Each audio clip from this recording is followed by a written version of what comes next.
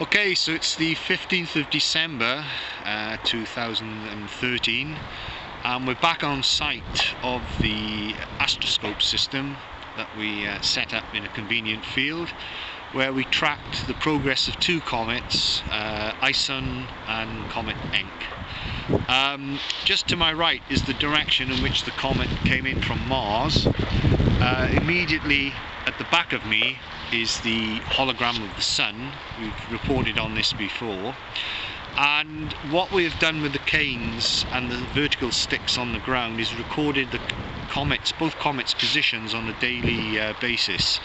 So the coloured tags on there have all the dates, and we've measured all the distances, so we have quite a bit of data on this.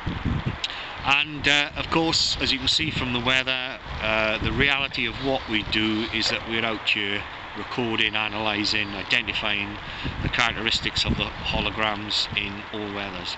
So what we'd just like to do now, just to log what happened to the comets, is to walk around the track that we've marked that eventually led to the departure. First of all, we reported on ISON due to extraterrestrial engineering, and a few days later ENCKE followed like, where they powered up the engines which were attached to the comets, or what was left of the comets, which were hard dense cores of asteroid material, and departed the solar system rapidly, showing that they have solved the problem of being able to travel faster than the speed of light. Okay, we'll walk around now.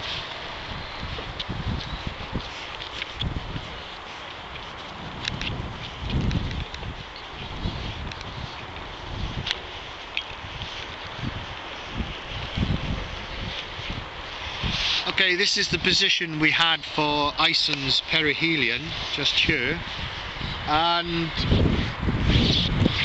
whereas the astronomers lost sight of ISON, we didn't.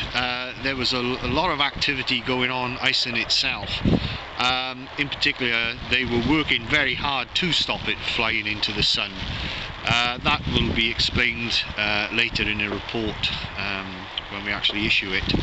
But it wasn't a parabolic sort of trajectory where they were relying on the sort of gravity of the Sun. They actually had to fly this thing around the Sun.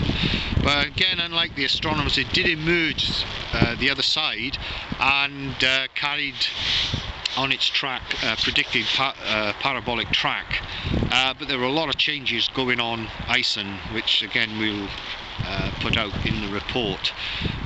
And ENCKE was the same, or much further from the Sun than ISON. The trajectory was also showing that it was being maintained by direct engine control. So we'll just walk up to the point to where both comets, different times, then departed the solar system.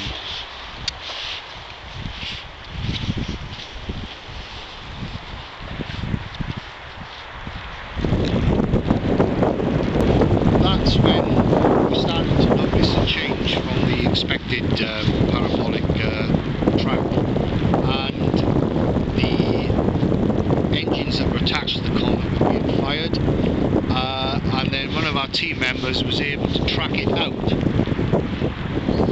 across the solar system, accelerating at an incredible speed, and out past there we've marked out the heliopause, which we were able to identify on our Astroscope system, and then departed into interstellar space.